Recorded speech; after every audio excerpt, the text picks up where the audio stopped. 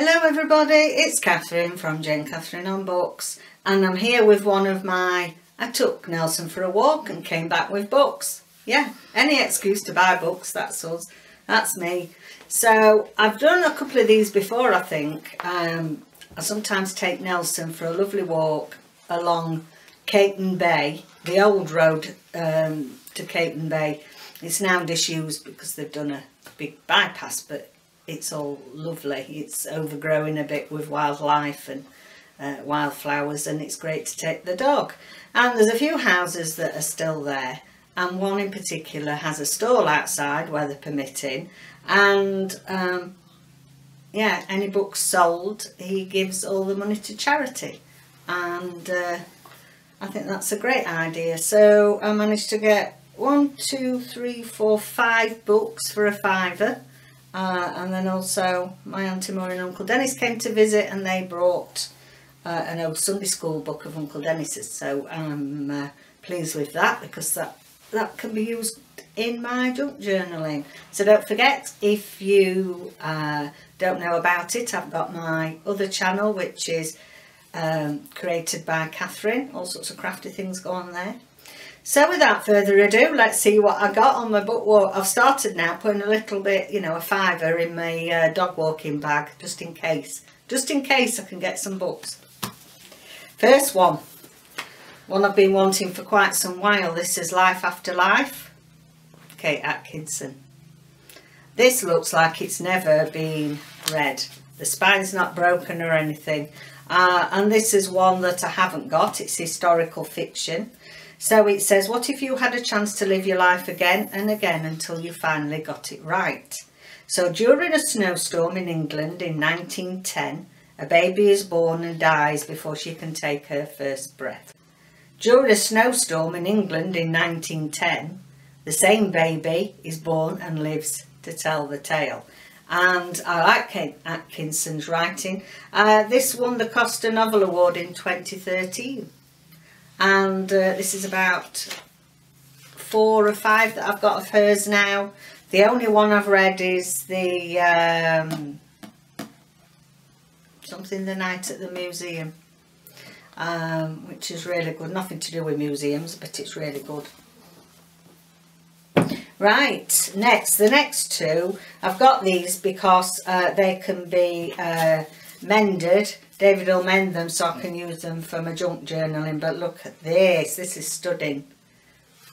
This is called Treasure House, and this is Oxford Press by Mary Bradford Whiting, or Whitting.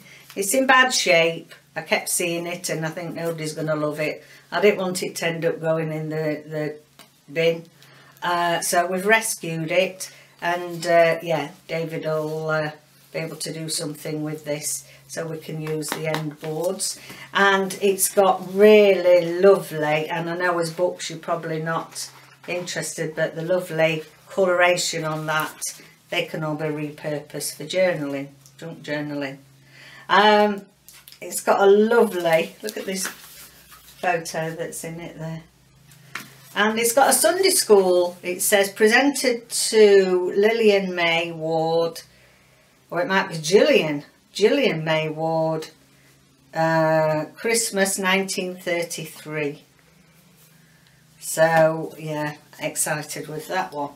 Now this great big book, look at this. This is a great big massive Reader's Digest, and it's in well, you could tell this hasn't been used either. The Reader's Digest Good Health Fact Book.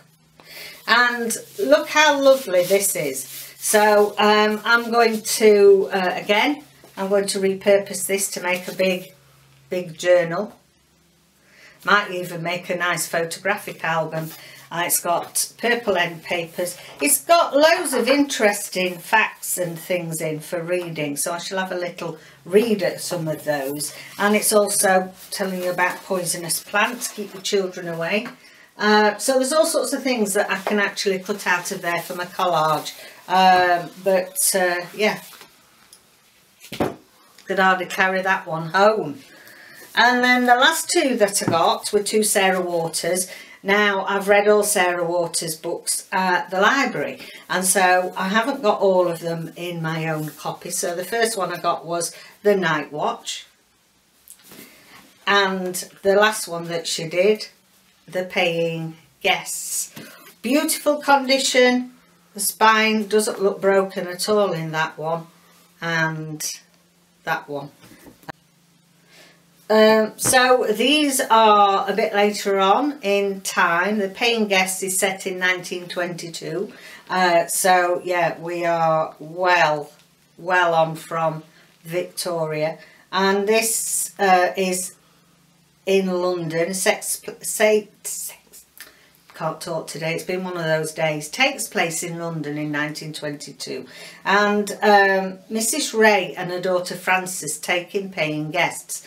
They live in this great big rambling house and they can't afford to really upkeep it, so they decide that they need to take in these guests, a young couple, and in a way this young couple brightens up the lives of these two, but also, you know, they get a bit more than they bargained for, and thoroughly enjoyable. I think all her books I gave 5 stars to, so if you've not read that one. This is the last one that I read, 2014, this one. And then The Night Watch, one of my favourites, shortlisted for the Man Booker and the Orange Prize. And 2006, so yes, it's Best Wishes to Sue, Best Wishes. Oh, it's been signed. Sarah Waters. Been signed, this one, I didn't see that. It says to Sue, Best Wishes. This starts in 1947, so The Night Watch is set in the war in Britain, so wartime Britain, and it's set in London again, and the 4 strangers who she concentrates on, and we look at their lives and how the war affects them, and yeah, there's always a bit of drama, excitement and adventure thrown in with hers. There's often a GBLTQIA plus character, which is good, and they're usually very interesting characters. So we have Helen, Viv, Duncan and Kay. So it says Kay, who wanders the streets in mannish clothes, restless and searching.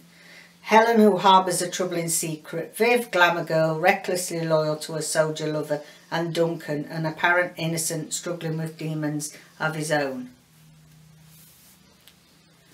So I think that's one of my favourites, actually. The Night Watch. Yeah, definitely one of them. I love them all. They're all 5 stars. So if you haven't read any of Sarah Waters. And I've got 2 to my collection now of my own. Don't have to keep going and getting them from the library. And then this little old book that I'll just love, love, love. And I'll be able to do something with again. They used to have really lovely linen covers. Yeah, it's worse for wear. But look at these. It's like got a lemon tinged paper, how it's aged.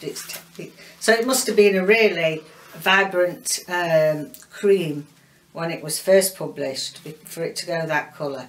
There's all sorts of illustrations in it, and this is called The Adventures of Grump by R.J. McGregor by Faber and Faber. It's got a lovely Sunday school, the Christian Unitarian Sunday School at Mexborough, 1946. Now, my Uncle Dennis is my dad's twin brother, and they were born in 1936 in Mexborough in South Yorkshire. So he was 10 when he got this. I've got some of my dad's as well that were Sunday school prizes. Now, what it is about, I've no idea. They didn't used to really give you much of a blurb back in the day, did they? It hasn't even got a date published in it, so who knows? But yeah, it's gorgeous. So really lovely, and that can be mended as well. So thank you so much for joining me. I bet you wish you took your dog out and came back with a load of lovely books, don't you? Nelson Spotters. Nelson, oh dear, I think I better go back to bed today. Nothing's working. My mouth is well. So thank you very much for joining me. Don't forget to like and subscribe. And I'll see you next video. Bye for now.